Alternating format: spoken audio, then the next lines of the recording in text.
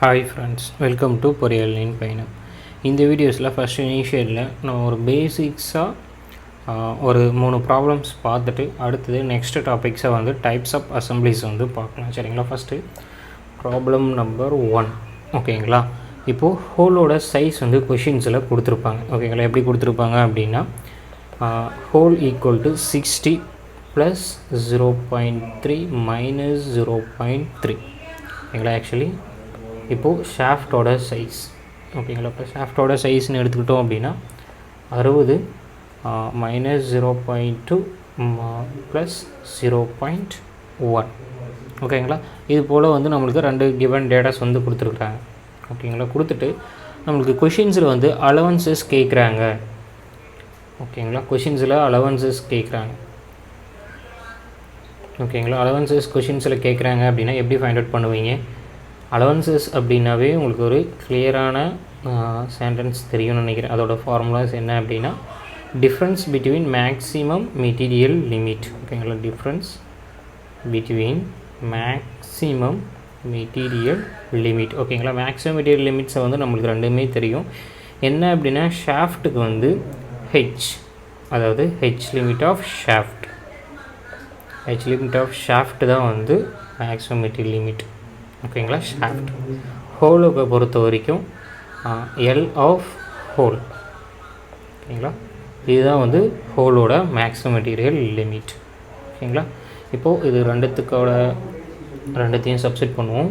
ஷாஃப்ட்டுக்கு வந்து ஹெச்சோட லிமிட்ஸ் என்ன அப்படின்னா 60 ப்ளஸ் 0.1 மைனஸ் எல்லோட லிமிட் என்ன அப்படின்னா 60 மைனஸ் 0.3. கரெக்டுங்களா?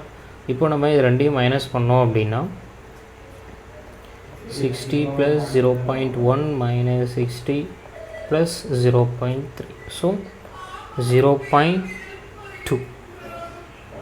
இப்போது நம்மளுக்கு அலவன்சஸோட வேல்யூஸ் எவ்வளோ கிடைக்கிது அப்படின்னா 0.2 mm வந்து நம்மளுக்கு கொஷின்ஸில் கிடைக்கிது. சரிங்களா? இதே நீங்கள் பார்த்தீங்க அப்படின்னா இன்கேஸ் ஆஃப் கொஷின்ஸில் மேக்ஸிமம் இன்டர்ஃபரன்ஸ். ஓகேங்களா? மேக்ஸிமம் இன்டர்ஃபரன்ஸ்ன்னு கேட்குறாங்க அப்படின்னா இதுக்கு உங்களுக்கு ஃபார்முலாஸ் தெரியும். என்ன அப்படின்னா difference between maximum material limit. கரெக்டாங்களா? டிஃப்ரென்ஸ் பிட்வீன் மேக்ஸிமம் மெட்டீரியல் லிமிட்டும் ஆக்சுவலி அலவன்சஸும் ரெண்டு சேம். கரெக்டாங்களா? அப்போது maximum interference as well as maximum interference ரெண்டுமே சேம். ஸோ இதோட ஆன்சர் வந்து நம்மளுக்கு எவ்வளோ கிடைக்க போகுது அப்படின்னா 0.2 தான் நம்மளுக்கு வரப்போகுது. ஓகேங்களா? இது உங்களுக்கு கிளியரான ஒரு டேட்டாஸ் வந்து கிடச்சிருக்கும்னு நினைக்கிறேன். இப்போது இன்கேசஸ் இந்த கொஷின்ஸில் இந்த டேட்டாவை கொடுத்துட்டு மேக்ஸிமம் கிளியரன்ஸ் கேட்குறாங்க அப்படின்னா, ஓகேங்களா, மேக்ஸிமம் கிளியரன்ஸ் கொஷின்ஸில் கேட்குறாங்க அப்படின்னா அதுக்கு நம்மளுக்கு என்ன ஃபார்முலாஸ் தெரியும் அப்படின்னா difference between minimum material limit. ஓகேங்களா? மினிமம் மெட்டீரியல் லிமிட் தான் வந்து நம்மளுக்கு maximum clearance. Minimum material limits அப்படின்னா என்னென்னு சொல்லிட்டு தெரியும். ஃபஸ்ட்டு ஷாஃப்டோட மினிமம் மெட்டீரியல் லிமிட் என்ன அப்படின்னா L of shaft minus H of hole, ரெண்டுத்துக்கு இடைப்பட்ட டிஃப்ரென்ஸ். ஓகேங்களா? இப்போது எல் ஆஃப் ஷாஃப்ட் அப்படின்னும் போது நம்மளுக்கு இதிலிருந்து என்ன வரும் அப்படின்னா 60 மைனஸ் 0.2. அப்போது 60 மைனஸ் 0.2 மைனஸ் ஹெச் ஆஃப் ஹோல்னு எடுத்துக்கும் போது 60 ப்ளஸ் 0.3, 60 ப்ளஸ் 0.3. இதிலிருந்து பார்க்கும்போது 60 மைனஸ் 0.2 மைனஸ் 60 மைனஸ் 0.3 கேன்சல். இதிலிருந்து நம்மளுக்கு மைனஸ் 0.5 வந்து நம்மளுக்கு கிடைச்சிருக்கு. இதிலிருந்து பார்த்தீங்க அப்படின்னா நம்மளுக்கு 0.5 மைனஸ் 0.5 வந்து ஆன்சர் கிடைச்சிருக்கும். ஓகேங்களா? இதுதான் நிறைய பேர் காமனாக வந்து நானும் ஒரு சில சமயத்தில் மிஸ்டேக் பண்ணக்கூடிய இடம். சரிங்களா? இந்த மிஸ்டேக்ஸை நிறைய பேர் அவாய்ட் பண்ணிக்குவாங்க. என்ன அப்படின்னா எப்பயுமே வந்து கிளியரன்ஸ் அப்படின்னா ஹோலோட சைஸ் தான் வந்து நம்மளுக்கு பெருசாக இருக்கும். இப்போ ஹோலோட சைஸ் தான் பெருசாக இருக்கும் அப்படின்னா இந்த இடத்துல தான் வந்து நம்மளுக்கு இந்த டேர்ம் வரணும், இந்த எல் ஷாஃப்ட் வந்து இந்த இடத்துல வரணும். ஆக்சுவலி நான் தியரி எக்ஸ்ப்ளனேஷன் பண்ணியிருக்கும் போதே இந்த கான்செப்டை நான் எக்ஸ்பிளைன் பண்ணியிருப்பேன். ஸோ அகைன் ஒன் டைம் கரெக்டாக நோட் பண்ணி வச்சுக்கோங்க. h of hole minus L of shaft ரெண்டுத்துக்கும் இடைப்பட்ட டிஃப்ரென்ஸ் தான் வந்து நம்மளுக்கு மேக்ஸிமம் கிளியரன்ஸ். ஓகேங்களா? இப்போது h of hole அப்படின்னு எடுத்துக்கும் போது என்ன வரும் அப்படின்னா 60 + 0.3 மைனஸ் L of shaft அப்படின்போது 60 மைனஸ் 0.2. ஓகேங்களா? இப்போ நம்ம மென்ஷன் பண்ணும்போது 60 + 0.3 மைனஸ் 60 + 0.2. ஸோ நம்மளுக்கு ஃபைனலாக வந்து 0.5 வந்து கிடச்சிருக்கு. அப்போது இதோட கிளியரன்ஸ் எவ்வளோ அப்படின்னா 0.5.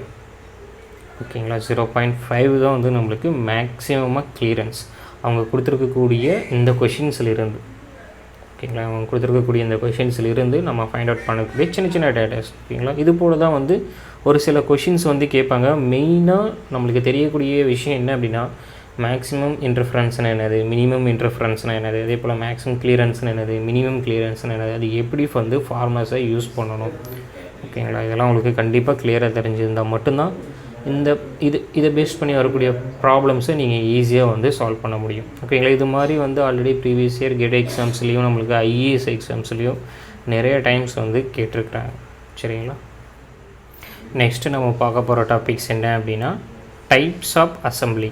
ஓகேங்களா? ரொம்ப காமனானதான். இதை மேக்ஸிமம் அந்தளவு உங்களுக்கு கொஷின்ஸ் இதில் வராது. இருந்தாலும் ஒரு பேசிக் கான்செப்ட். ஓகேங்களா? இது தெரிஞ்சு வச்சுக்கோங்க, ஒன்றும் ப்ராப்ளம் இல்லை. டைப்ஸ் ஆஃப் அசம்பிளின்றது என்ன அப்படின்னா பாருங்கள். First make suit assembly. ஓகேங்களா? மேக் சூட் அசம்பிளினா ஒன்றும் கிடையாது. இப்போ எக்ஸாம்பிள் வந்து நம்ம ஒரு போல்ட் வந்து ஒரு மேனுஃபேக்சர் பண்ணுறோம். ஓகேங்களா? ஒரு சைஸுக்கு மேனுஃபேக்சர் பண்ணுறோம் அப்படின்னா அந்த போல்ட்டோட சைஸுக்கு நம்ம கண்டிப்பாக வந்து நெட்டு வந்து மேனுஃபேக்சர் பண்ணுவோம். கரெக்டுங்களா? அப்போது போல்ட் அண்ட் நெட் ஃபஸ்ட்டு போல்ட்டை மேனுஃபேக்சர் பண்ணிவிட்டு அதுக்கு என்ன சைஸுக்கு வருதோ அந்த சைஸுக்கு நம்ம நெட்டை மேனுஃபேக்சர் பண்ணுவோம். அதுதான் வந்து மேக் சூட் அசம்பிளி அப்படின்னு சொல்லுவாங்க. அதாவது ஒரு ப்ராடக்டை செஞ்சுட்டு அதை பேஸ்டு பண்ணி மற்ற ப்ராடக்ட்ஸை செய்கிறது. ஓகேங்களா? இதில் இன்கேஸ் ஆஃப் ஏதாச்சும் ஒரு ஃபெயிலியர் வந்தது அப்படின்னா கண்டிப்பாக டோட்டல் ப்ராடக்ட்ஸுமே வந்து நம்மளுக்கு ஃபெயிலியர் ஆகிறதுக்கான வாய்ப்பு நிறையவே இருக்குது. ஆனால் cost wise and rejection wise பார்த்தீங்க அப்படின்னா எல்லாமே வந்து கம்மியாக இருக்கும், எஃபெக்டிவாக இருக்கும். இந்த method make suit assembly rejection நம்மளுக்கு நிறைய கம்மியாக இருக்கும். ஓகேங்களா? ஆனால் வந்து நிறைய இடத்துல வந்து இதை வந்து இன்டர்சேஞ்சபிள் அப்படின்றது ரொம்ப ரொம்ப கம்மி. ஓகேங்களா? நிறைய லொக்கேஷன்ஸில் நம்ம இதை வந்து ஃபைண்ட் அவுட் பண்ண முடியாது. நிறைய லொக்கேஷன்ஸ்லேயும் நம்மளோட இதை வந்து அசம்பிள் பண்ண முடியாது. Next interchangeable assembly. ஓகேங்களா? சிம்பிளாக சொல்லணும் அப்படின்னா இன்டர்சேஞ்சபிள் அசம்பிளின்றது என்ன அப்படின்னா இப்போ எக்ஸாம்பிள் வந்து போல்ட் அண்ட் நட் வந்து நம்ம மேனுஃபேக்சர் பண்ணுறோம். ஓகேங்களா? போல்ட் அண்ட் நட் மேனுஃபேக்சர் பண்ணும்போது ஒரு ஸ்டாண்டர்டான ஸ்பெசிஃபிகேஷன்ஸை வச்சு மேனுஃபேக்சர் பண்ணுறது. இப்போ எக்ஸாம்பிள் வந்து M6 போல்ட் யூஸ் பண்ணுறது, M6 போல்ட்டுக்கான நட்ஸை வந்து நம்ம மேனுஃபேக்சர் பண்ணுறது. அதாவது இது வந்து எந்த வேர்ல்டில் எந்த ஒரு கார்னர்லேயும் ஒரே ஒரு ஸ்டாண்டர்டான மெத்தடை ஃபாலோ பண்ணி யூஸ் பண்ணுறது. அப்படி யூஸ் பண்ணும்போது நீங்கள் வேர்ல்டில் எந்த இடத்துல எந்த ப்ராடக்டை ஃபெயிலியர் ஆனாலும் நம்ம ஈஸியாக வந்து இன்டர்சேஞ்சபிள் பண்ணிக்க முடியும். ஓகேங்களா? ஒரு டோட்டல் ப்ராடக்ட்ஸை நம்மளுக்கு தூக்கி போட்டுட்டு நியூவான ப்ராடக்டை வந்து போடணும் அப்படின்ற ஒரு அவசியம் கிடையாது. ஓகேங்களா? இதில் வந்து உங்களுக்கு கிளியராக புரிஞ்சிருக்குன்னு நினைக்கிறேன். போல்ட்டை மட்டும் வச்சு கிடையாது, போல்ட்டு ஒரு ஸ்டாண்டர்ட் சைஸில் இருக்கும். ஓகேங்களா? அதே போல் நட்டு ஒரு ஸ்டாண்டர்ட் சைஸில் இருக்கும். இப்போது இன்கேஸ் ஆஃப் நட்டு ஃபெயிலியர் ஆச்சு அப்படின்னா நம்ம இந்த போல்ட்டோட ஸ்டாண்டர்ட் ஸ்பெசிஃபிகேஷன்ஸுக்கு அந்த போல்ட்டோட நட்ஸ் இருக்கும், நம்ம அதை எடுத்து போட்டு யூஸ் பண்ணிக்கலாம். ஆனால் இதுவே வந்து மேக் சூட் அசம்பிளியில் எடுத்துக்கிட்டிங்க அப்படின்னா ஒரு போல்ட்டுக்கு ஒரு நட்டு தான் இருக்கும். இன்கேஸ் ஆஃப் இந்த நட்டு ஃபெயிலியர் ஆகிடுச்சு அப்படின்னா இந்த போல்ட்டை நம்மளோட யூஸ் பண்ண முடியாது.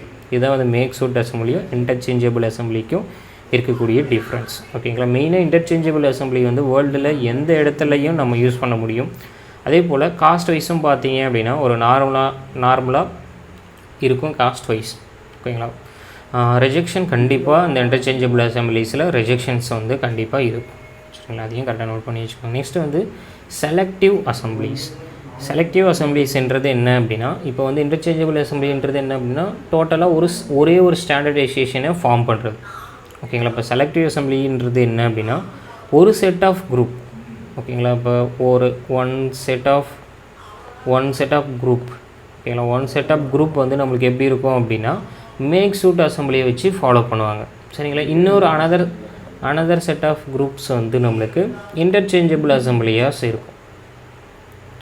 another set of group வந்து interchangeable assembly இருக்கும். மெயினாக வந்து நம்மளுக்கு இண்டஸ்ட்ரியில் மோஸ்ட் ஆஃப் டைம் யூஸ் பண்ணுறது எது அப்படின்னா இந்த செலக்டிவ் அசம்பிளிஸ் தான் வந்து மெயினாக வந்து யூஸ் பண்ணுறாங்க. சரிங்களா, ஒன் செட் ஆஃப் குரூப் வந்து நம்மளுக்கு அகைன்ஸ்ட் ஒன்றை பாருங்கள் மேக் சூட் அசம்பிளியாக இருக்கும். இந்த மேக் சூட் அசம்பிளின்றது மெயினாக எப்படி இருக்கும் அப்படின்னா மேக்ஸிமம் ஃபெயில் ஆகாத காம்போனன்ட்ஸ், அதாவது இன்டர்சேஞ்சபிள் பண்ண முடியாத காம்போனன்ட்ஸ், ஓகேங்களா, மேக்ஸிமம் ஃபெயிலர் ஆக முடியாத காம்போனன்ட்ஸ், அந்த மாதிரி காம்போனன்ட்ஸ் வந்து இந்த அசம்பிளிஸில் மேக் பண்ணுவாங்க. சரிங்களா, இதே வந்து அனதர் செட்டப் குரூப் அப்படின்னும் போது இந்த இன்டர்சேஞ்சபிள் அசம்பிளிஸ் வந்து ஒரு சில ப்ராடக்ட்ஸ் வந்து கண்டிப்பாக நம்மளுக்கு ஃபெயிலியர் ஆகும். அந்த மாதிரியான ஃபெயிலியர் ப்ராடக்ட்ஸ், ஓகேங்களா, அது இன்டர்சேஞ்சபிள் ப்ராடக்ட்ஸை வந்து இந்த குரூப்ஸில் வச்சு அந்த குரூப்ஸை வந்து நம்மளுக்கு மேனுஃபேக்சர் பண்ணி வந்து வேர்ல்டில் எல்லா இடத்துலையும் கிடைக்கிற மாதிரி வைப்பாங்க. ஓகேங்களா, இதனால தான் வந்து நம்மளுக்கு ஒரு சில ப்ராடக்ட் பிராண்டட், இப்போ கஸ்டமர்ஸ் எல்லாமே வந்து பிராண்டடாக சூஸ் பண்ணுறாங்க அப்படின்னா மெயினான விஷயம் இது தான். ஒரு பிராண்டடான பொருள் என்ன அப்படின்னா அவங்க ஒரு ஸ்டாண்டர்டாக ஃபாலோ பண்ணுவாங்க. அந்த ஸ்டாண்டர்ட் அந்த பிராண்டில் எல்லா இடத்துலையுமே கிடைக்கும். அப்போது கண்டிப்பாக காஸ்ட் வைஸ் அதிகமாக தான் இருக்கும் அந்த பிராண்டில். ஏன் அப்படின்னா அவங்க ஒரு ஸ்டாண்டர்டாக ஃபாலோ பண்ணுறாங்க. சரிங்களா, ஸ்டாண்டர்டாக ஃபாலோ பண்ணும்போது கண்டிப்பாக அதில் மேனுஃபேக்சர் பண்ணும்போது அது ரிஜெக்ஷன்ஸ் வந்து கண்டிப்பாக வரும். சரிங்களா, அந்த ரிஜெக்ஷன்ஸாக அவாய்ட் பண்ண முடியாது ஸ்டாண்டர்டைசேஷன். அதனால தான் காஸ்ட் வைஸும் அதிகமாக இருக்கும். நம்ம வேர்ல்டில் எந்த இடத்துல வேணாலும் இன்டர்சேஞ்சபிள் பண்ணிக்கலாம்.